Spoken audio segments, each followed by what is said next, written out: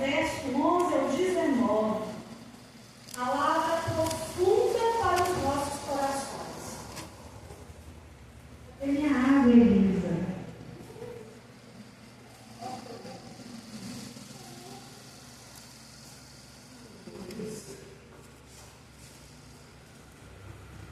Lucas, capítulo 17, do versículo 11 ao 19. Os irmãos encontraram? Amém. Amém. Diz da seguinte maneira: Epígrafe vai estar falando a cura de 10 leprosos. De caminho para Jerusalém, passava Jesus pelo meio de Samaria e da Galiléia. Ao entrar numa aldeia, saíram-lhe ao encontro 10 leprosos, que ficaram de longe e gritaram, dizendo: Jesus, mestre, compadece-te de nós. Ao vê-los, disse-lhe Jesus: Ide e mostrai-vos aos sacerdotes. Aconteceu que, indo eles, foram purificados. Um dos 10, vendo que fora curado, voltou, dando glória a Deus em alta voz. E prostrou-se com o rosto em terra aos pés de Jesus, agradecendo-lhe. E este era samaritano. Então Jesus lhe perguntou: não eram 10 os que foram curados? Onde estão os 9? Não houve porventura quem voltasse para dar glória a Deus, senão esse estrangeiro? E disse-lhe: levanta-te e vai, a tua fé te salvou. Amém?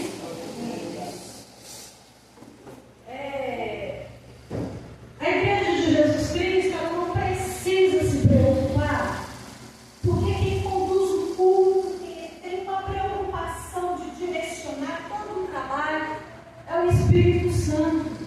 E ele vai conduzindo de um jeito assim tão tremendo, que a gente sente realmente que o Senhor está no controle. Tiago Jonathan fez menção do agradecimento, da gratidão, da oração de Maria, dando graças, né, por ela ter sido agraciada, a privilegiada, a escolhida a ser mãe do Filho de Deus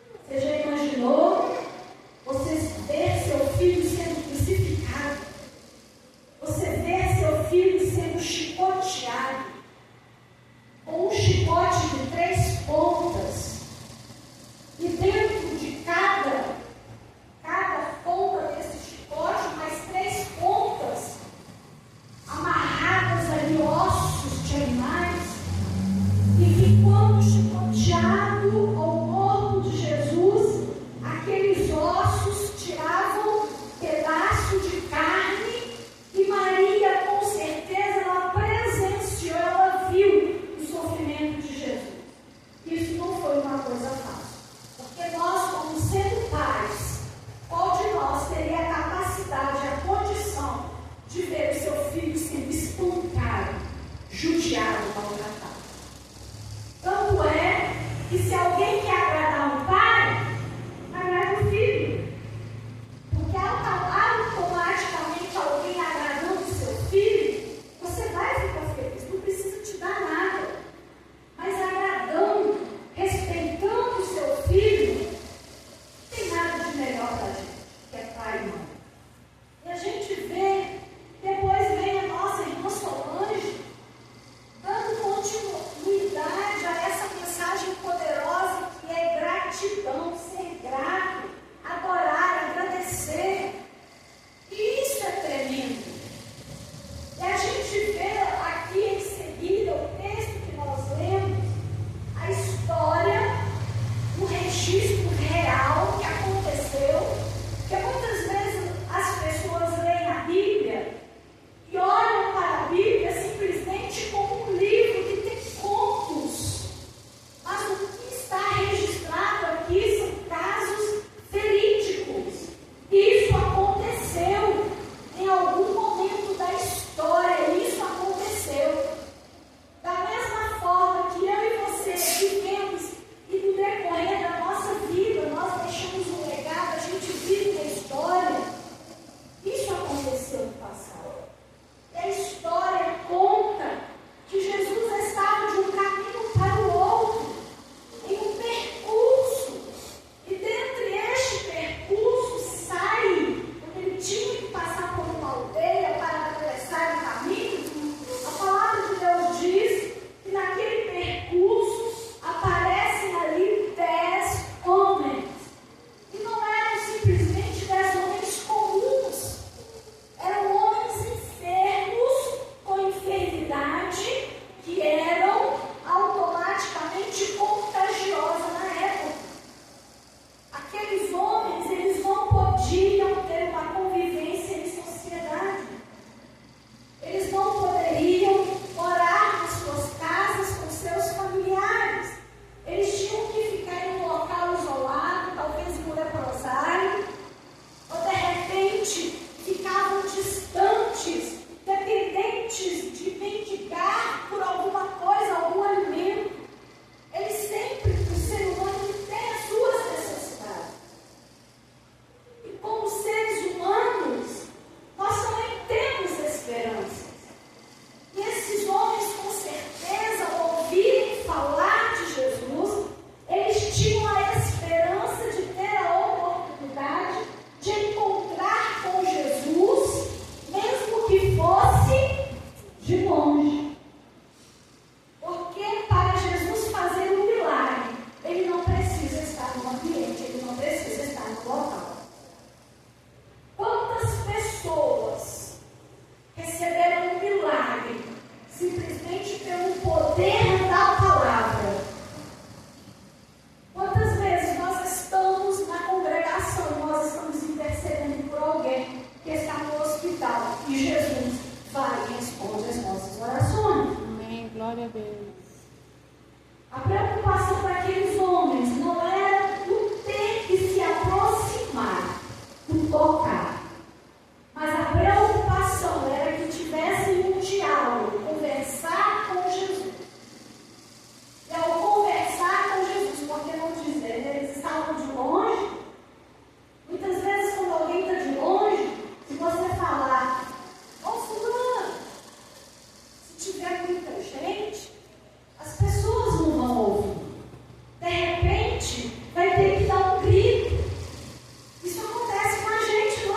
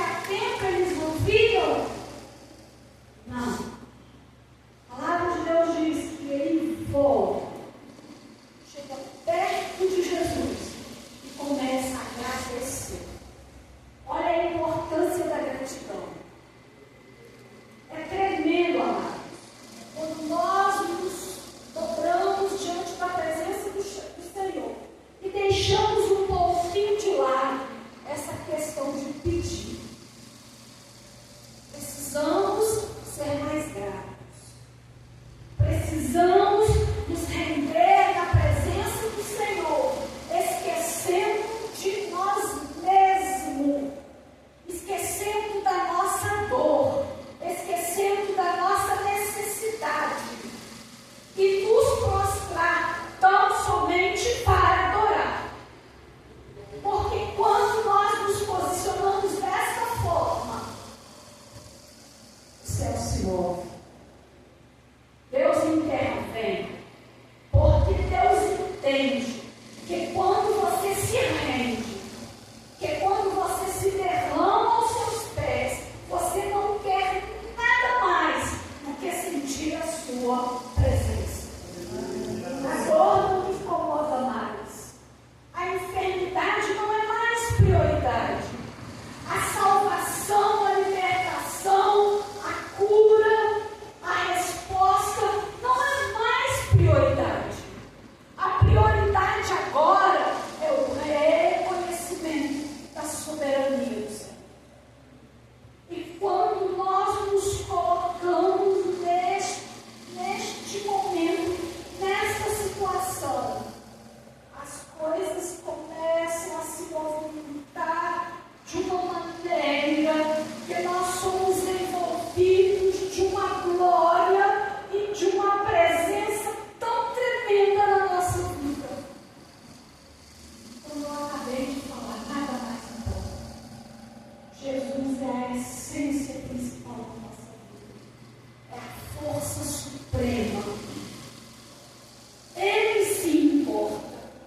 Nada mais. Nada mais é importante do que a sua glória e a sua presença na nossa vida. Amém. Glória a Deus. E quando nós conseguimos entender isso, e você deixa de lado todas as outras questões que você precisa, milagre começa a acontecer. Resposta começa a vir. Salvação, cura, libertação. Nós estamos tão preocupados com tantas coisas nesta vida e desta vida, que nós estamos esquecendo de sentir a presença de Deus. Nós estamos esquecendo para que nós somos chamados. Nós estamos esquecendo o porquê eu venho à igreja. Eu estou esquecendo que eu sou adorador. Eu estou esquecendo que eu sou chamado para prestar um culto, para prestar um serviço na casa de Deus, para Deus. E chego aqui preocupado com tantas e tantas coisas e esqueço de prestar o meu serviço. E esqueço de dar ao Senhor o que é devido. Começo a pedir. E começo a pedir. Infelizmente, saímos vazios porque não temos nada para trazer para ofertar. E o que é mais importante para se ofertar na casa do Senhor, a não ser eu mesma? Render-me aos seus pés, prostrar-me diante dele, reconhecer que ele é Senhor, agradecer por tudo quanto tem feito na minha vida, e engrandecer, e me envolver na sua presença e a sua glória envolvendo na minha vida. Precisamos mudar as coisas. E aí Jesus vai falar daquele homem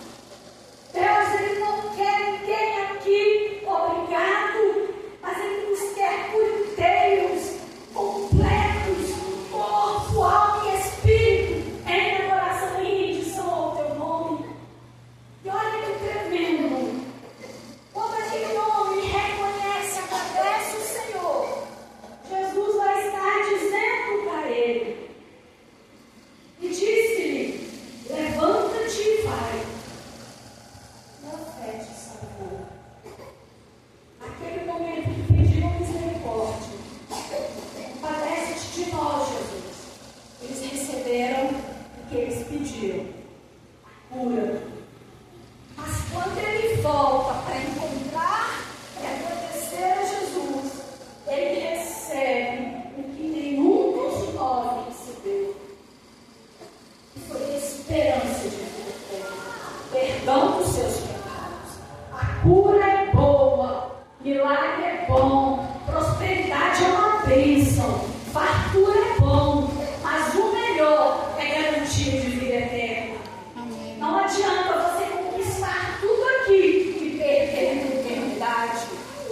O que nos garante, o que faz alguma coisa valer a pena aqui, enquanto em vida, é a esperança da glória de Deus. Lutemos, não tão somente pelas coisas daqui, lutemos para conquistar e conservar o que Jesus nos garantiu na cruz do Calvário. E Ele ofertou para esse homem. Vai, profete, Senhor.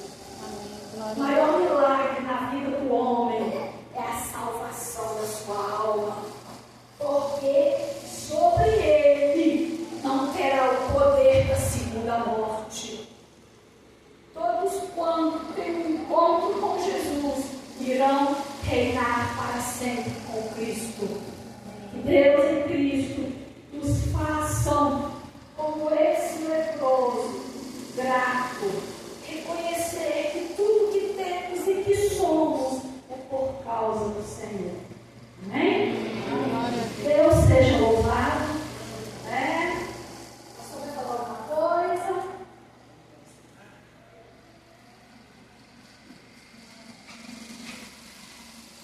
Bom, irmãos, paz do Senhor mais uma vez. Os irmãos, entendam um pouquinho, 36 anos. Você é bom de visão? Vou colocar no teu lado, meu filho. Vou colocar no teu lado, você pode agradecer o Elias, né? Agradecer o Elias. Tem mais várias fotos aqui, né? Mas a evolução foi grande. 36 anos, né? Também já está com o nosso irmão Rolô, também. Deus abençoe. Independente. Coração nós agradecemos. Restaurando essa oportunidade. Vamos ver se a caixa que tem essa caixa. Vamos ver o que nós temos essa caixa também aqui, ó.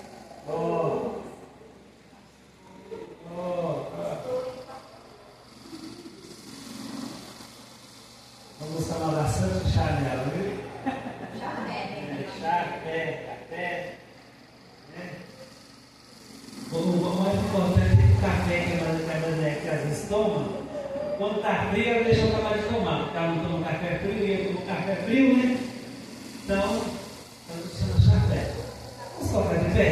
Então vamos agradecer a Deus e desejar. Vamos fazer o seguinte, vamos ir todo mundo aqui para frente. Esse irmão